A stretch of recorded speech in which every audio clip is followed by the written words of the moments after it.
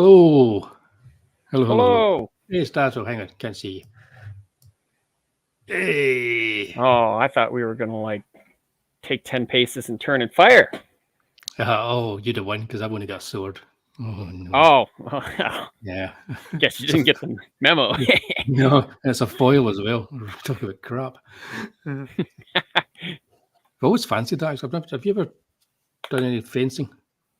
Fencing? Yes. The other day, a tree actually fell down and broke a hole in my fence. I had to actually fix that. Ow. Ow, that's not fun fencing.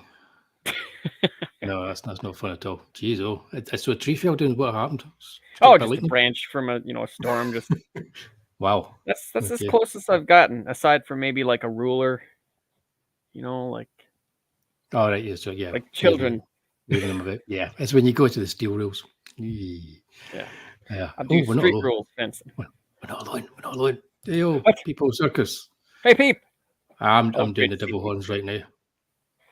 Yeah, I'm going to see Kiss on Saturday night, funnily enough. Oh. Again. Yeah. Evening, Pete. Hello, Pete. Right. Yeah, so this is exciting because this is by far our favorite show to do, I think.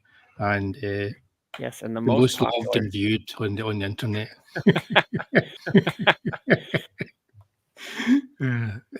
Hey, some of us like it. That's okay. Sometimes you got to do one for yourself. Exactly. That's exactly what this is. So, yeah, I watched all episodes that we're talking about tonight this morning, or rewatched them this morning.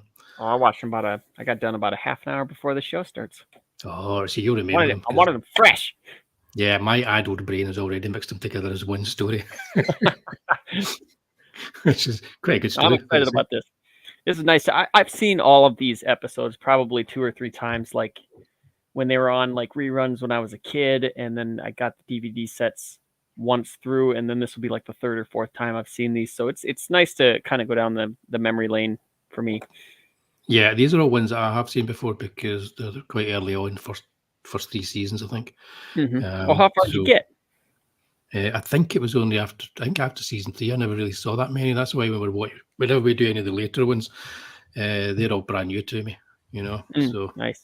But once the first 3 seasons I've seen, if not all, most of. Mm-hmm. Yeah, because it's too poor to have a satellite dish back in the day and watch them on. I know. Right. Yep. Hey, Dave. All right, maybe. I'm wanting to say welcome to the nest, but this is not my nest. This is not your nest. Your house. No. Yeah, this is a. What's this? It's a reflex action at this point. It's a bothy. Or is it reflux? Birds puke, right? Reflex. It's a reflex action. Hang on, I'm just taking another drink. Oh, I see how it is. I've driven you to that, have I? Yep. Yeah, I'm a bit kind of stuffed tonight. I've got allergies have been kicking in today. Sure. So, driven in the drink. We had some pigeons in the garden just the other day, actually. What did you do with the pigeons? I shot them. No, I didn't. Might have been my cousins. I didn't. Hey, they deserved it. Pigeons are freeloaders. Yeah, they are. Yeah, we've got that. They're everywhere. Pigeons right now. Neighbours across the way have got scaffolding up, so they've all kind of like migrated to the scaffolding, so that's great. But, it's like a parking lot. Yeah, pigeons, but no vultures. Ah. Hey. Yeah. Right. Good segue. Oh, I know. Good segue. We're doing 3 stories from Shock Suspense Stories. Which is kind of like the crime suspense stories and Tales from the Crypt mashed up together. Yep. For those of you that don't know, these are jolting tales of tension in the EC tradition. In the EC tradition, indeed. So I read these over the last week or so in the Dark Horse soft cover. Is that the one you read? Oh, yeah. So I read the ball in there. I think in one case, for one of the stories. I believe it was, split second it was, and the sacrifice. I also jumped into the Fantagraphics ones to have a wee look and see what they were like in black and white as well, just to kind of get, they look so good in black and white. Anything to avoid this new color. I kind of need to dive out of it every now and then. I tell you what I've been doing recently. I've been looking at finding as many as I can find of Mary Severin's original color guides for EC Comics, and I've been having a look at them, and they're so much better than the recoloring that Dark Horse are doing. Yeah. Because they've not remastered the old comics. If you look at the original color guides, it gives you an idea of what she's doing with her colors, and it's. I mean, the colouring is professionally done in the Dark Horse reprints, but it's not sticking to what Mary Severin originally wanted when she did the colouring back in the day. I just got to wipe those old ones out of my mind. They're not so bad if you don't have any other alternative, really. No, they are. They're really good books, and it's nice to sit and read, because I sat down and read one of these stories and then thought, I'm going to read the whole of this issue. So I read the whole of the issue it was in. It was really good. It was a really good issue. Yeah. So yeah, they're really good. They are good for that. You get the full variety of what was in a monthly shock. The best thing about these words, variety. Indeed, variety. The spice of life. It's tough to get bored. Yeah. Just like the show. Boredom's for the birds, but not for you. Hey. Let's get started with the sacrifice. Right. Look at all that text. I love it. I know, these are actual books with pictures in them, not comic books. I just love it. I've become a huge Jack Kamen fan through reading these stories, because you asked me just before we started. We were just chatting before we started, and you asked me if I'd read many of these before we started doing this, and honestly, I hadn't, because it's only with these reprints that I'm really getting into reading these stories. And really getting an appreciation for these artists that I hadn't seen much of. Right. When I was a kid, I wasn't reading their stories when I was a kid. But Jack Kamen stuff's brilliant. I'm really, really enjoying his stuff. Well, these paperbacks. Oh, go ahead. Yeah, no, go ahead. Oh, these paperbacks are great for me because, before, if I wanted to read the stories, they were in like really out of print hardcovers that you're end up paying like, $100 a volume or something like that. So I never read these. I've seen the shows, like I said, multiple times. And now through these hardcovers, I collected 2, 4, 6, 8, 10, 11 of them right now. That's all that's been out. And I've bookmarked the rest of the 11 that are coming out within the next 6 months. Yeah, I've got them all pre-ordered up until, you'll be the same up until March of next year, I think. March of next year, yep. So this has been great to read these for the first time, because there's just these subtle different. Some of them, it's almost like just story is the same in name only, but some of them just very subtle differences that make it either better or just a little bit more of its time, not worse. But it's really great to kind of look at the differences between these two. I can imagine if this was a modern day comic, I can imagine somebody on Twitter tweeting out one of these pages and saying, "Oh my God, look at all this text," to which this is a writer's comic book. Yeah, to which I would say, read it, because it's really good. Yeah. Well, they only had 8 pages. Exactly. But this story here is indicative of a lot of the stories that were in their crime comics, and it's almost like every other issue of an EC comic would have a remake of Double Indemnity or some film noir like that with a kind of horror twist to it. Which they're just starting to get into now with the reprints, as far as that. The crime comics are just starting to come out. Yeah. Aside from like Shock Suspense, which is like a big grab bag of different stuff, but the actual crime ones are just starting to make their emergence, along with action and sci-fi, which is awesome. And they are good. So this one here is basically as a kind of Double Indemnity type thing. I like the start of this. You got the guy standing here at the window narrating, and you're kind of like, "Oh, what's going on here?" I like that. So it's like it's a flashback, and it's essentially the story of a wife who's going to use this guy who's an insurance salesman to kill her husband, and then having an affair with him. But that's not the twist. There's more to it than that. Right. I don't have a picture of the guy with the bow tie. I should have put that in. Oh, no. No, because they are being Well, washed. it's okay, because in the movie, he's played by none other than the bow tie-less Michael Ironsides. Indeed, there he is. Who with like 5 minutes of the show just stole the whole freaking episode. He was awesome. Yep. It's kind of like, I like the story a lot, but it kind of like it moves along so quickly and so much happens in it that it's totally unbelievable. Hey, Russ. Hey, Russ. Yeah, see you, man. It's really weird that it's like there's plenty here, but at the same time, when you really look at it, there's not a lot of story at all. It's just so quick. No, because really she uses the insurance guy, but he doesn't get the husband to sign the insurance papers before he throws him off the roof to kill him. Right. It was that great panel with the guy falling through the air there. Kind of the hitch in the plan, yeah. Yeah, and so basically there's the guy with the bow tie across the street comes in and says he saw the murder, and so he's kind of like, he holds him to ransom, and the ransom is that he gets to have her come and be with him every evening after work. So we have this kind of strange, warped kind of like storyline going on here where timeshare. Yeah, they're time sharing the woman, but it's driving the kind of insurance salesman kind of mad that this is happening, because he feels so bad for her, because she's for 1950s comic, that's quite a kind of risky thing to be. Oh yeah, to be doing. So they don't 100%.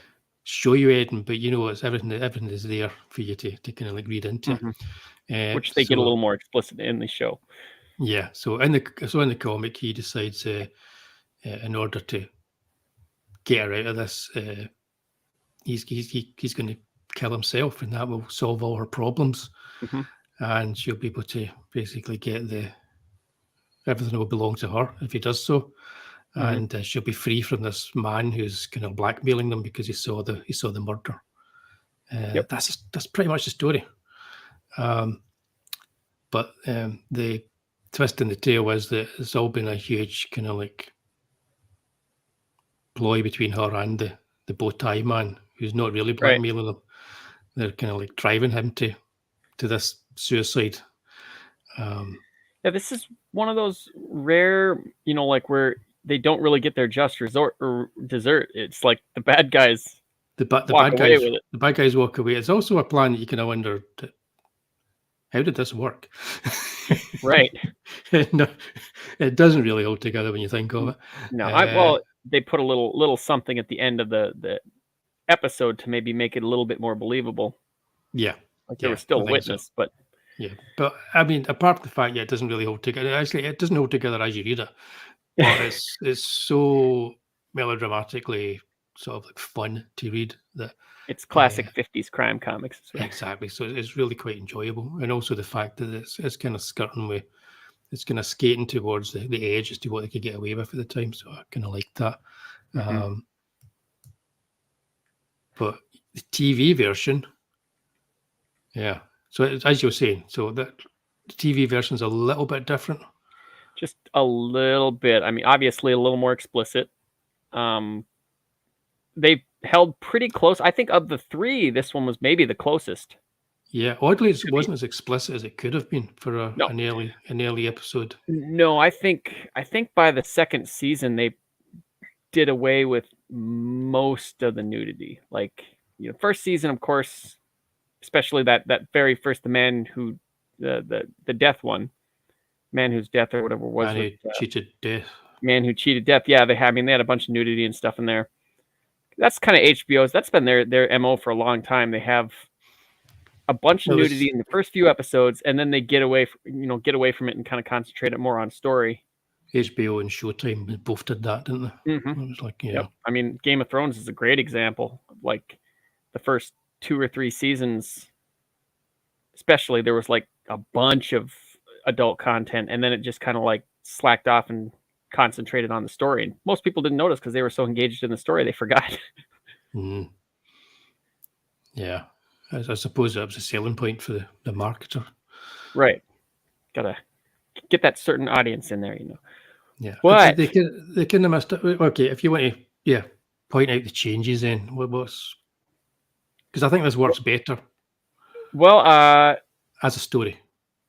right. I mean, it was pretty much the same. You had the insurance salesman, I don't remember, that wasn't the boss in the yeah. It wasn't the boss in the story, I don't think. No, it was just some random person with a red bow tie. It was just like really clean, where the boss comes over and you're thinking, oh, he's gonna want to see what he can do, and then it turns out he's the one blackmailing and everything like that. So it's like a weird long con kind of thing that they were playing with the sucker. But I think it made it a little tighter and neater in the confines of the actual episode versus just, and hey, it's here's the dude. Michael Ironside, so he brings to it a certain menace that's kind of missing in the comic version. Some nerd comes in, he's like, yeah, I saw it. So the guy, that wouldn't be great either. The guy who I recognise, but I can't remember what he was in, the lead in the show, they're all pretty good in it, but the one thing that this doesn't really have is you don't feel that there's any real chemistry between the characters in it. So it kind of, so that's the one thing that lets it down for me, because it's a little bit more leisurely than a lot of Tales from the Crypt stories, because it has, there's less people to deal with there, so they've got the time to do that. So that's the only thing for me was that if a really good kind of film noir with a femme fatale in it, you feel there's an energy between the lead characters, and that was the one thing missing here until Michael Ironside comes onto the scene, as it were. Right. Well, I mean, it is tough to put it all into a half an hour, because it's just like they don't really even know each other. It's just like, oh, hey, you look great. Let's kill my husband. Yeah, the husband was pretty good. He was like he was typically unlikable. Right. so you kind of quite didn't mind. You didn't really mind him getting dumped off the side. Not really. But, no. He was like some Silicon Valley kind of millionaire, wasn't he? Yeah, but I think of the three stories we got tonight, this one was my least favorite, just because it was so ABCD done. Nothing really crazy interesting about it. The twist wasn't terrible. Yeah, but I put this first because I'm of the same opinion. It's probably my least favorite. It's not one I would revisit again, I don't think. Yeah, I mean, I have seen it before and a couple of times before, but it almost feels like a filler episode, like just something to give you something a little different, but nothing very. When you think Tales from the Crypt, there are certain episodes that everybody really thinks of. This one I didn't even remember watching until about halfway through. What it needed was a real stylist as a director, because some of the directors, like Russell Mulcahy, I mean, if they could somebody like a Brian De Palma, somebody that could just do some really cool stuff with the visuals, it would have lifted this episode, I think. Yeah, but saying that, it's a solid episode. Yeah, just like ties everything up in a nice, neat bow and calls it a day. Yep. I'll revisit the comic though before I revisit this, I think. Just for Jack Gaiman's art. Pete didn't do his shame. No, I won't. Shocking. Okay. It's okay. It's worth a watch. Yeah, it definitely is.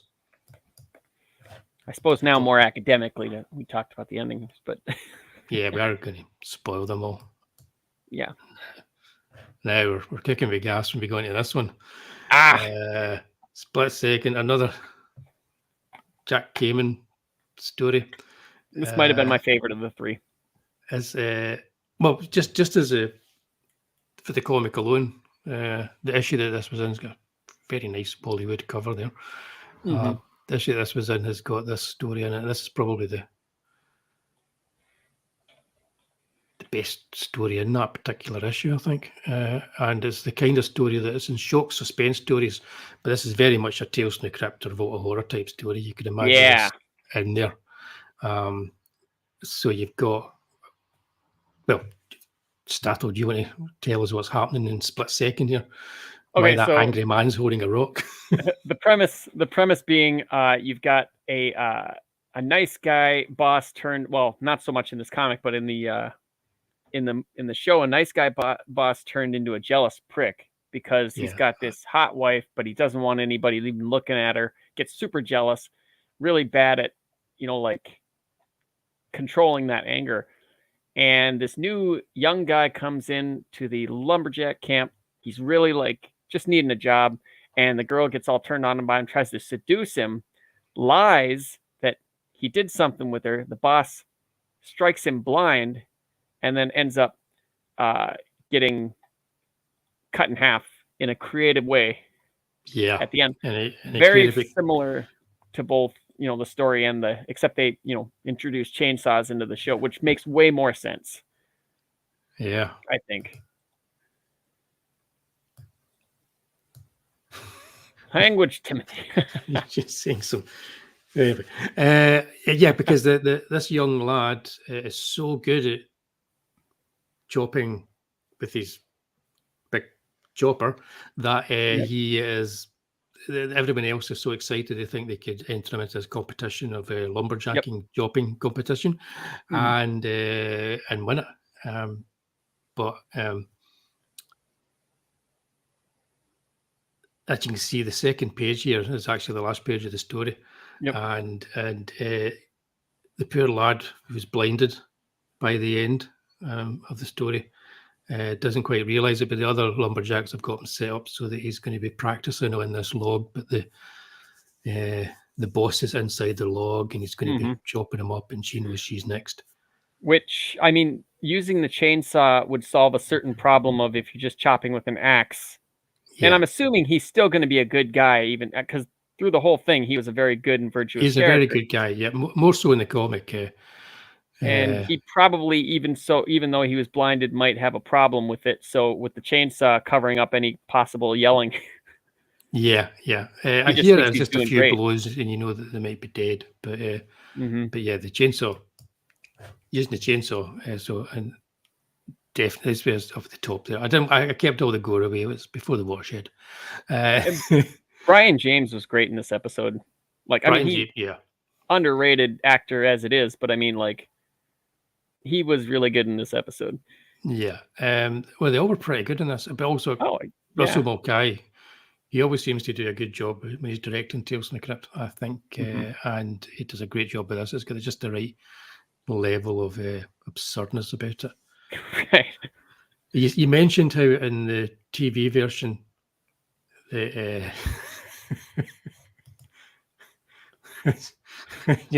it does a bit. It says, they go heavy on the makeup. But in the TV version, the boss was a bit of a nice guy at the start. Yeah, which is it was a weird. I guess it makes sense. Like, that much of a big change in his life. Yeah, it does, but he's still not that nice of a guy because he is. It just seems to still got to be like the tough boss, but at the same time, he kind of, it feels like he knows how to get on with the lads, but they kind of established that with, I either had to lay you guys off or take a lesser job so you could all keep jobs. I mean, it spoke that he was still pretty caring as far as getting guys their meal ticket. Yep, or just lying to them. Oh yeah, maybe that could be. I mean, I'm gonna go on face value of what they were kind of going for, like with that throwaway line when the guy said, "You used to be a heck of a guy before you got married," kind of thing. But I think that this was a really good example of like taking a good story with a couple of little weird cracks and filling those in to make a more complete, although telling the same exact thing. Telling a more complete story. Because I mean, as far as like her being like a seductress kind of thing, it didn't come off as well in the comic as it does in the episode here. Yeah, well, in the comic, she has that kind of like she's got that kind of classic 1950s kind of look about her, but she comes on to him, but not much can actually happen. So right. I'm busy using my axe, lady. Yeah, I'm too busy. Get your hands off my chopper, as you would say. And this one here, she's full on. They're back onto the HBO nudity in this one, so that she can seduce him. But yeah, but I think that like they did a great job of like they started out with him like being an angry guy, and then with the threatening that one dude by shoving that thing in his mouth, like showing how bad that was good, because that really showed how violent he was as well. And then the temper, and then once they start like making out and stuff, like the tension just ratchets up because you just know he's gonna catch him, and then he does, and it's everything you thought it would be. The one thing that both stories, you have to suspend your disbelief for. A lot of things, but the one thing you really have to suspend your disbelief for is the other kind of lumberjacks all quite happily want to see them killed in that gruesome manner at the end. Right. None of them could just leave and get another job. No, you kind of think maybe a couple of panels or a little kind of montage or something could have shown just how nasty he was to all of them. Maybe there was something there, but right, like you say, 8 pages in the comic and 20-25 minutes in the TV show. Mm-hmm. Yeah. Absolutely agree. I think Mulcahy made the best episodes. Trying to think of the last feature film he directed. Ooh, I remember he made a mummy movie. It was years ago, though. He's probably made some since then. Have a look. So he did Russell Mulcahy. Last movie he did. Yeah, I couldn't resist it. Oh my gosh, he's done a lot of stuff though. Holy cow! So 94, Original Sin. Or no, those are music. Is that music videos or what? Yeah, music video. He's done a lot of music videos. Highlander. Highlander 2. Yeah. So he's done a lot of music videos. Yeah. And some TV. Tales of the Mummy, Resurrection. Tales of the Mummy, that's the one I was thinking of. Mm-hmm. Perversions of Science and the Hunger. He's done like lots of TV, tons of music videos. That's pretty much tons of TV and music. Right. Mm-hmm. That's a shame. That's a shame, man. You did Resident Evil Extinction, so like the third Resident Evil movie. That's right. Give him Hell Malone with Tom Jane. Oh, I haven't seen that. The Resident Evil one he did was actually quite good. Yeah, because they didn't have super quick cuts all over the place. No, it was actually quite good. Yeah. Scorpion King 2. Oh man. Ooh. He needs to talk to somebody about his choices. But I guess a job's a job. Yep. I do like in this the Mike Vosberg cover that he does is a slight homage to For Your Eyes Only, so I quite like that. Mm-hmm. But yeah, so this is a solid I don't know, 9 out of 10 if I was to give it a rating or something, I think. Brian James, what was the last thing I saw him in? Hey, Yo Pops. It was a comedy. He had a great line where he's sitting there reading this Bible, and the guy goes, "What are you reading?" He goes, "The Bible." And the guy goes, "Yeah, what's the big revelation?" He goes, "Haven't got to that part yet."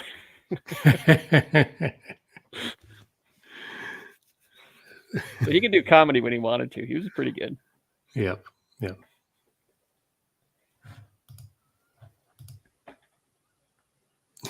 Well, I remember him in House 3 or the horror show. That was the first thing I ever saw. The horror show. Yeah.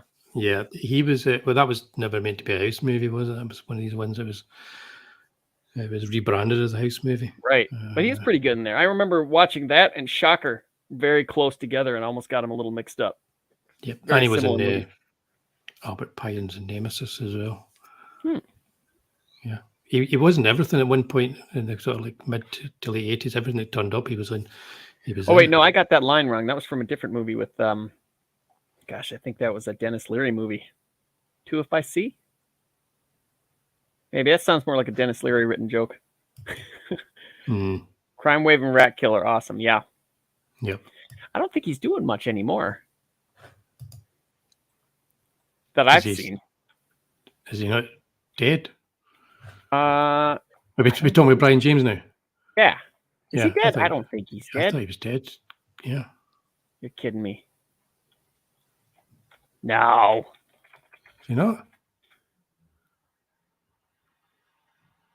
He's still alive. Oh, I remember in Blade Runner too, yeah.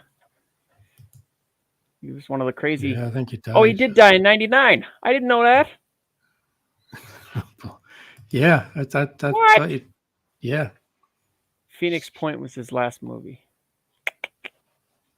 Yeah. Well, shoot. Now I'm all depressed. That's a bummer. No. That is a bummer. But 99, it was a while ago. Yeah. So. No wonder he hasn't made any new movies lately. Right. 2 years after The Fifth Element. What was his last movie then? His last movie was Phoenix Point, where he played Spider Rico. Hey, didn't that guy fight Rocky? Yeah, I think he did. Spider Rico. King is Alive, The Operator, lots of like, oh, he did like, wow, he was working. He had 5 movies come out after he died with him in it. That dude was, no wonder he just had him, he was like Prince storing up his stuff. He kept on having him come out. Wow. Yeah. Okay. Yeah, no, I was pretty sure. Talk about a steadily working actor. He's had like 8 to 10 credits every decade since he started in 75. He was always in these smaller roles as well, and he was in big budget movies and kind of like B movies, and he didn't mind turning up on TV either. Very, very much of that guy. But I've seen him somewhere. Where have I seen him? And then you think about it for a second, you come up with like 15 different things, but you never knew the dude's name. Yeah. He's one of those guys. It's always when he turned up as a kind of normal person in a suit. That was a bit freaky. Yeah. Yeah, you usually played a goon or a bad guy or something like that. Yeah, there's one or two movies he turns up and you're like, whoa, an FBI man or something. Yep, for sure. Definitely. Yep, for sure. Yep. Right. So, yeah, that's a good episode, guys. And equally good Jack Kamen story. Even better in black and white. Carrion Death, we're doing next. Now, yeah, here comes to my middle of the road story here. Did you middle of the road? This is my favorite. Is that right? Yep. Now this is I put these 4 stories up here because when I was reading the collection, I thought, oh, I'm going to have the October games in this, and never turned down a chance not to read the October game, whether it's a short story or the adaptation. So I read all 4 stories that were in this, what would have been issue 9, the shock suspense stories, and they're all really good. Yeah, you've got like the Ray Bradbury adaptation, the October game. You've got a Joe Orlando story with the Meddlers. I believe it's Joe Orlando, and you've got a Wally Wood one with Came the Dawn, and then you've got the Carrion Death, the Reed Crandall one. Came the Dawn's a very different story from the episode. Yeah. But again, even just as a story on its own, they're 4 very different stories altogether in one book. So 1953 or whenever this came out, 52 or something, any kind of kid buying this is like, wow, it's amazing. Oh yeah. Look, could spend a month reading that. But yeah, so I was just kind of like slightly amazed at just how good this one issue was for the the quality of stories in it. Okay, let's go to Carrion Death then. We might be disagreeing on this one if this is a middling one. I hated it. I'm just kidding. Wonder if we'll ever get to a point where we do that. It may be. Well, no, I don't know. I don't hate many. There are a couple that I find more boring, but I don't hate any of them. I mean, I'd certainly say the first pick we had here would certainly be the most kind of forgettable, boring of the 3. Not bad. But, yeah. It's if you were putting together an anthology, it would be, say you had 4 episodes, you were putting in a movie, that would be the second or the third one. It would never be the first or last, Yep.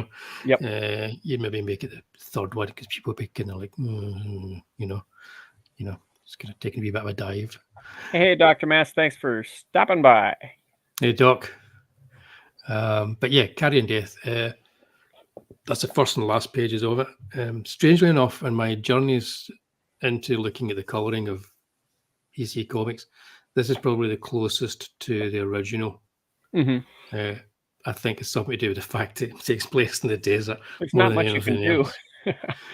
No, but they still managed to screw it up. But it's still it's nicely coloured for what it is. And we get to see Al Feldstein's cover as well, which is even more gruesome than the story. Yeah. So you see the different styles, because he wrote the story, of course. And most of the stories were written by Bill Gaines and Al Feldstein. So what are your thoughts on this then? Because this is very much a kind of like a crime story. Oh yeah, I liked. Oh man, who is it? That was it from Dune. Kyle MacLachlan. Kyle MacLachlan. Yeah, I liked his. He was like really hammy in this. Yeah, and I think it fit very well with like not just the Tales from the Crypt, like the aesthetic that they always built with like a little bit of overacting, but just the story here. It's another one of those ones where they made a few changes that made it tighter than the than this, but they didn't hardly change anything at all. No, I mean, but it's so stripped back. It's kind of like a I don't know, kind of Jim Thompson kind of like detective type, you know. Yeah, the like ending was the main thing that they changed, but the ending actually made much more sense for film than it did. This ending makes a lot of sense for reading it.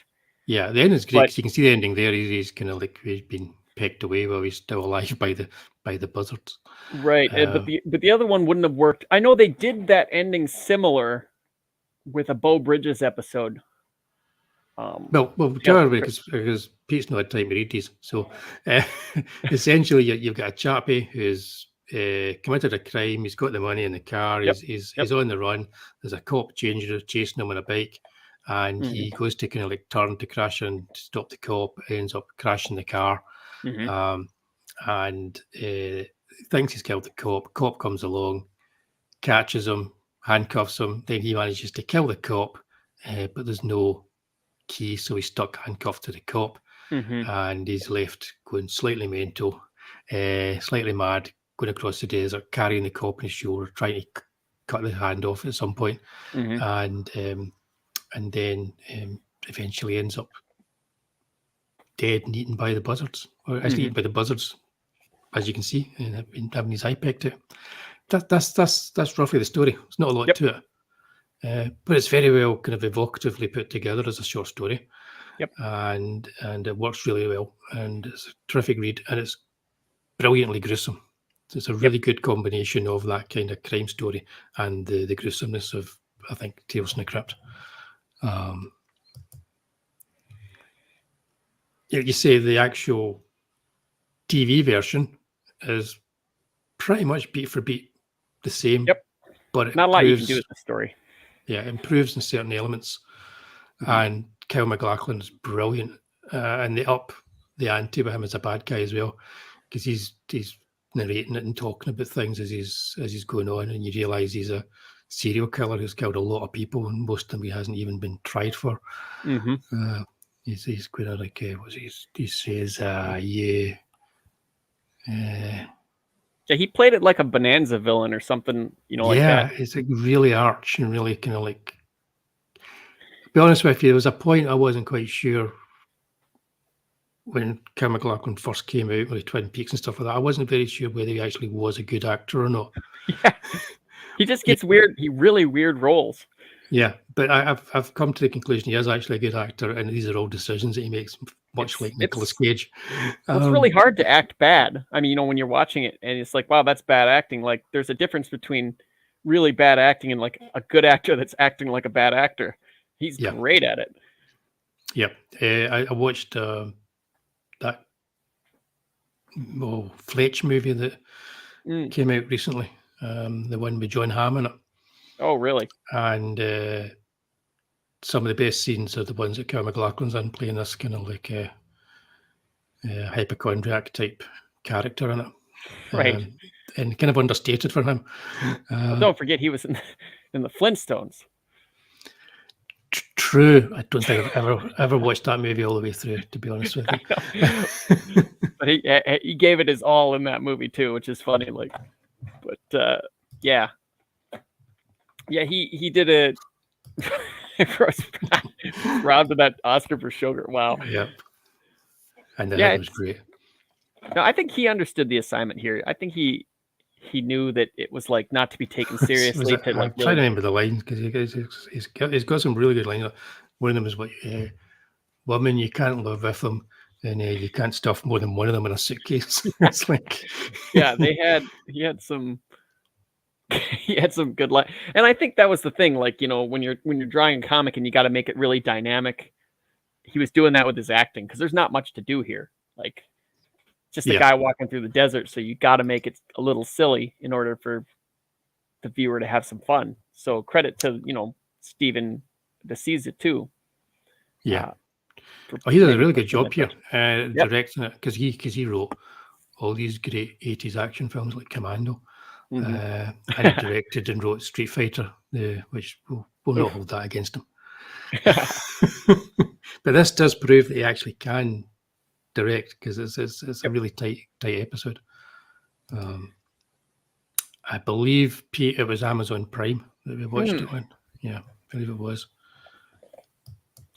Yeah, I think well, you see, the problem I had with this is why this was my middle of the road, like, and you got to suspend a lot of disbelief for this story in particular, much more, I think, than the first story.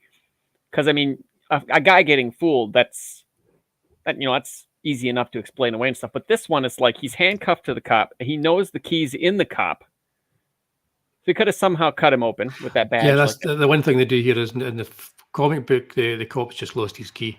But all he had to do was like break the thumb or something of the cop's hand, stomp on it a couple times, and he could have slipped those handcuffs right off. You know, I mean, you got to suspend a lot of disbelief.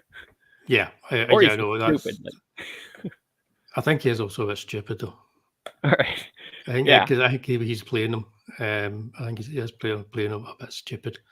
Yeah, the one thing you think is why is he carrying them? Why doesn't he just try and get them off somehow? Rip the arm off, you know, like pull it, like really rip the arm off the socket and just kind of carry that with you if you have to.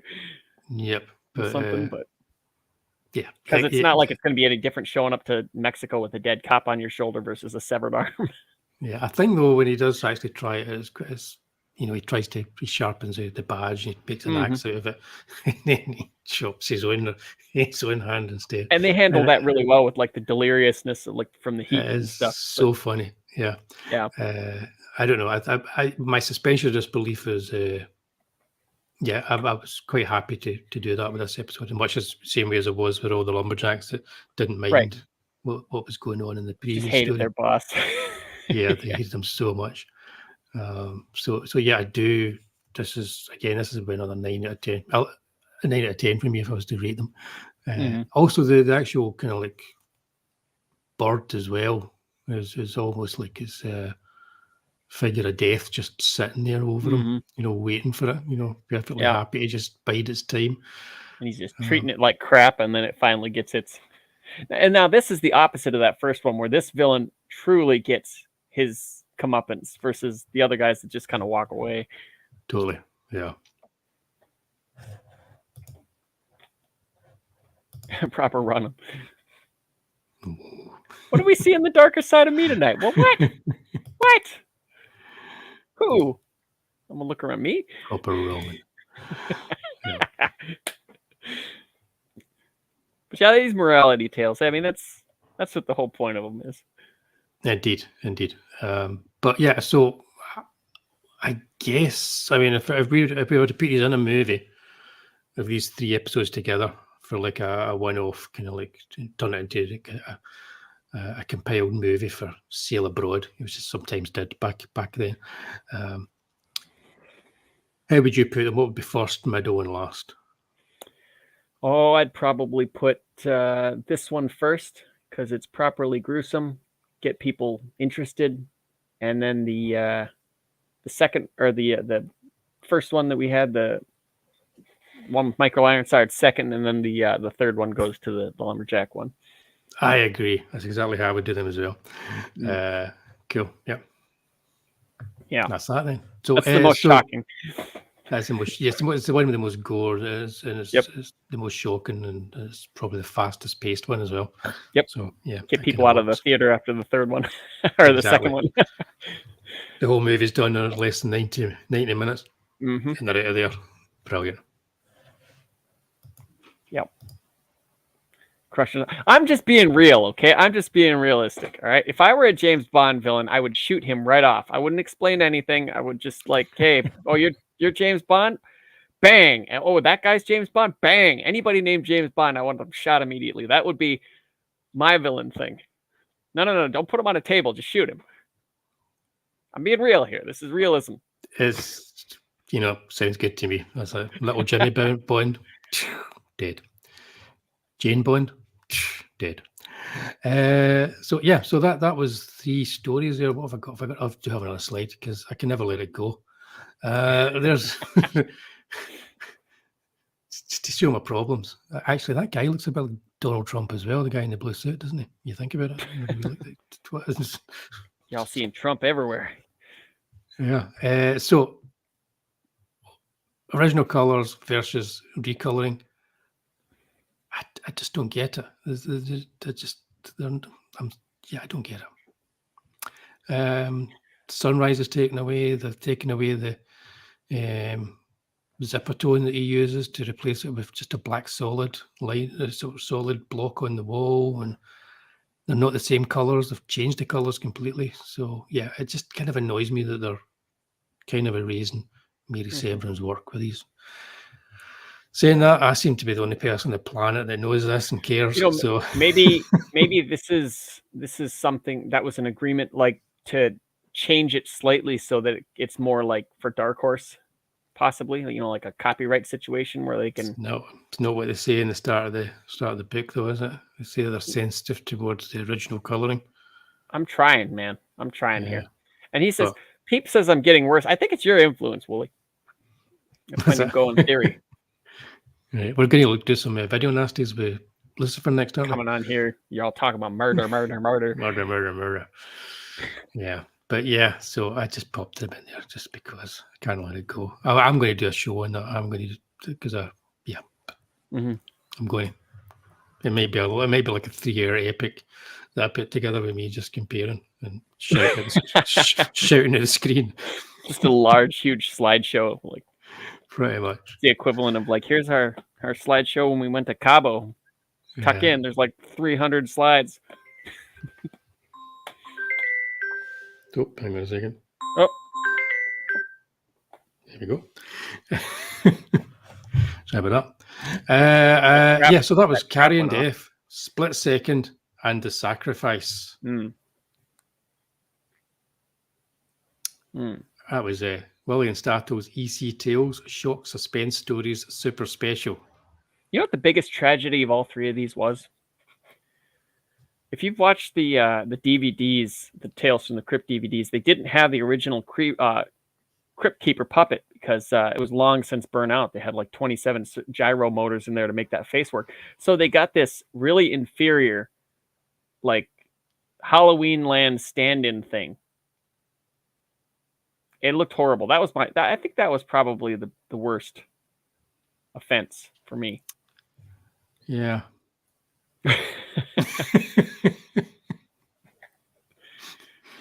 Yeah. Pete I says, could think of worse. Can I be cheeky and ask where you to order these softcover books from, and can you still get? Oh yeah, absolutely. Amazon. These are new releases, brand new releases on Amazon, and they're like a budget price too. Watch that beak. Ha! Yeah. I get mine from Forbidden Planet online. Oh, I get mine from Amazon. They're very easily findable. I don't know that none of them are out of print yet. And the price typically only goes down from $20 or like, 18, whatever it is for you guys. Yeah, no, if you go into, that's what I'm looking at just now. You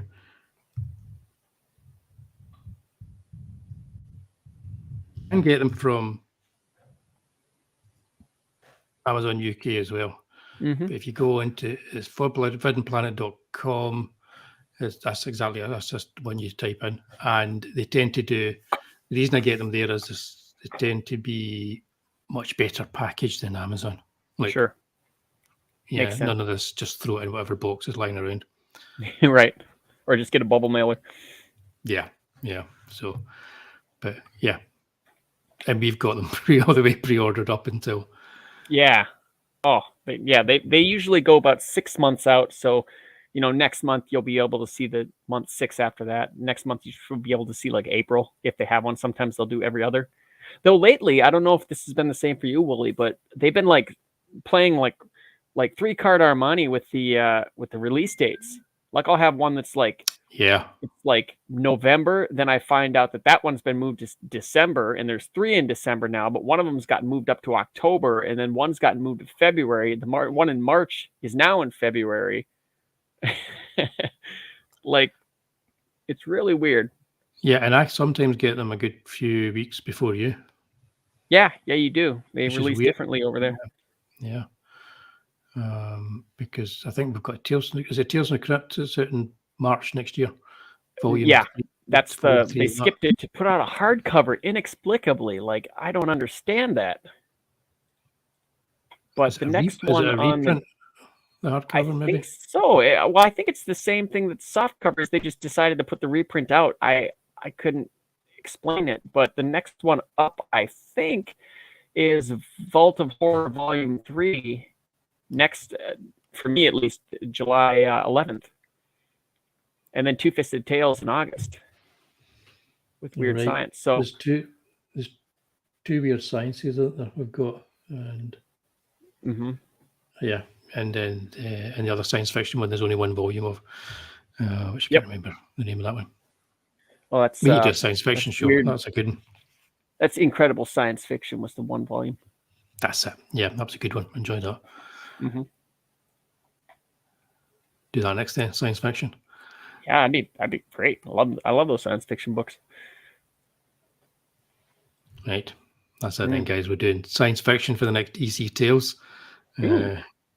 Double our viewers to about 12 with that show. Maybe.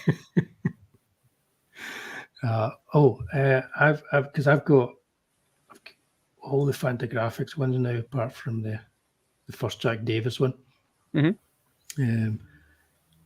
Which I'm sure they'll reprint at some point. But they're keeping coming as well. So I like them because they're based around specific artists, and they've got nice black and white reproduction of the artwork. Slightly smaller scale. It'd be nice if they were bigger scale, but they are nice books. Sure. I like them. I only have a couple of the black and white ones, though, because I think that they sit and screw with the aspect ratio to make them fit in the standard comics. They're magazine sized. So I just go ahead and I get these recolored ones. Right. I'll need to check that. I'll when I do my epic look into reprints of EC Comics, I'll check with aspect ratios as well. I know what you mean, though, but I don't know if that's just a case of the size of the paper and then they've shrunk it down. That's possible. Because you get that in some of the Marvel omnibuses when they do the magazines, like Master of Kung Fu, Deadly Hands of Kung Fu. And it doesn't look, I don't remember it looking quite like this, but then you're like, it's not in the same almost square format that the original was. Right. Yeah, they did that for the 4th Dracula Essential was the magazine one, but it looked really busy and crammed because they took that magazine and put it into a standard 10x6 or whatever. Yep. So. And have you managed to see the most recent indie film? Which indie film? Right, okay. Sorry, Pete, we're still not going to do the Indiana Jones show. That I thought you were talking independent film. No, I haven't. Right, okay, cool. Because if you had, then we'd be forced to do it. But we're going to keep putting off the Indiana Jones retrospective until that turns up on TV. Don't want them to ruin my. I mean, I survived Kingdom of the Crystal Skull. Yes, I quite enjoyed Kingdom of the Crystal Skull. Got to say. Did you? Okay. Yeah, but I didn't fine. hate it. Everybody else seemed to hate it. I think that's funny because most of it, I think people were fine with. There were like 3 moments in that movie. Of course, our favorite fridge, and the swinging on the vines. There's maybe one other spot, but for the most part, I think those were the things that got so overshadowed the movie. Yeah, you got to remember, I rated Moonraker in my top 10 Bond movies, so that's right, you did. It's like I'm open to a lot of weirdness. Okay, cool. So let's do. We were going to do best ofs, and I started thinking about that. Oh my God, that's a rabbit hole to go down. There's so many genres, and subgenres, and all kinds of things. So we'll maybe put that aside another few weeks, and unless we can come up with something else, we'll do some science fiction. Actually, I think about it. Oh, Pete says he saw it and his lips are sealed. I'm sure there's nothing you can do that the internet hasn't already done.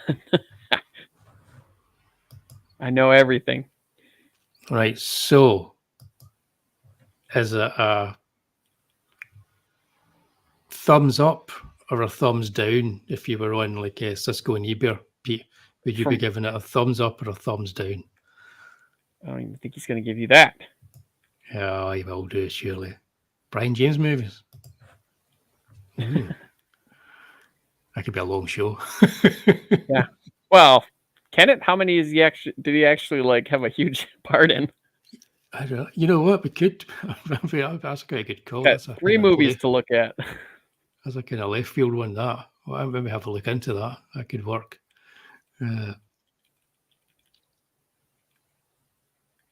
Yep. I'm just waiting to see if we get a thumbs up or a thumbs down. He's holding it to himself. He's not letting us know, is he? I knew it. It's okay. You know, I saw that Hideo Kojima. He was like, he's a huge Indiana Jones fan, and the only thing that he tweeted was, "Well, I went to see it." That says a lot to me. Yeah, and Pete's just he's no helping us here at all. Like, he's like, it's okay. I feel like that's the internet equivalent of a shrug. Like, yeah, it was. Saw it. It's 2.5 hours. It's like, yep. I'm going to have to wait until it's streaming. You know, when they in the trailer, when they have a de-aged young Indiana Jones and he's got like 70-year-old Indiana Jones voice, that told me a lot. I was like, I don't know. In an age where they can like synthesize your voice and change it, yeah, I don't know, man. It's not bad. Stick to the first 3. Thank you very much. Okay, so I've heard quite a bit of that. Yep.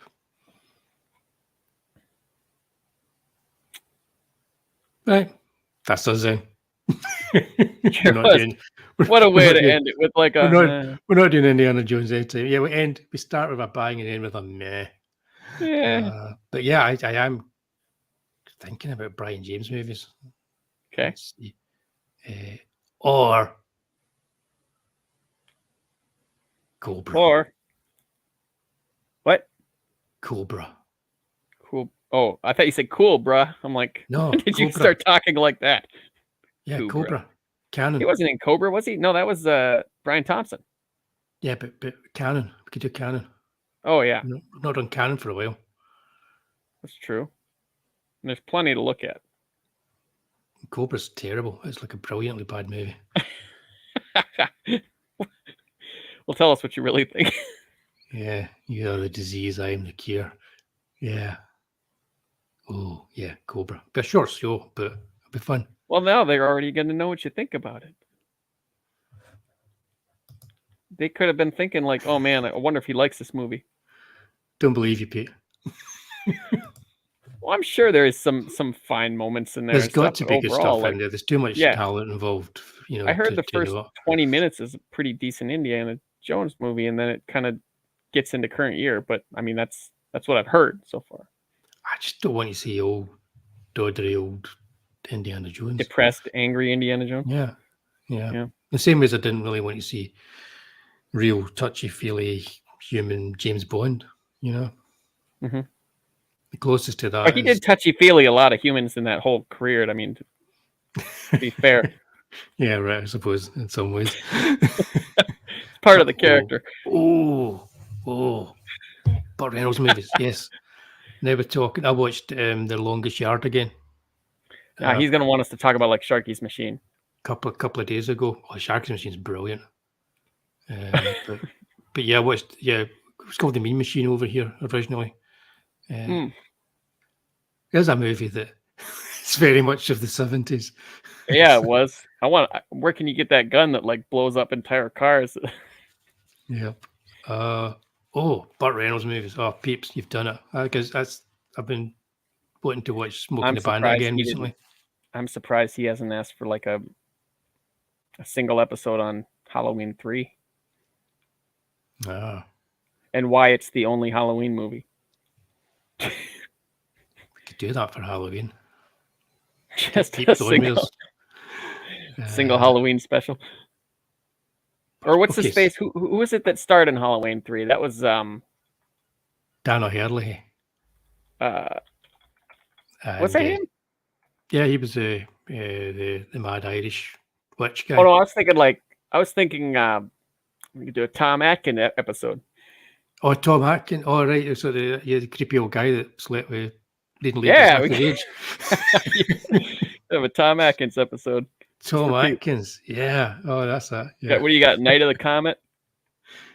Or the Creeps? Night of the Creeps, was it? You get the Fog, haven't you? Yeah, he's in the Fog. Yep. I thought it was Night of the Creeps or Night of the Comet. Maniac Cop. Halloween 3. He's had a few Lethal Weapon. Well, tiny bit role. My Bloody Valentine. Yeah. There's some Tom Atkins movies. Kojak. Right. Okay. We need to think about this. We need to think about this then. So we could do Two Evil Eyes. Yeah.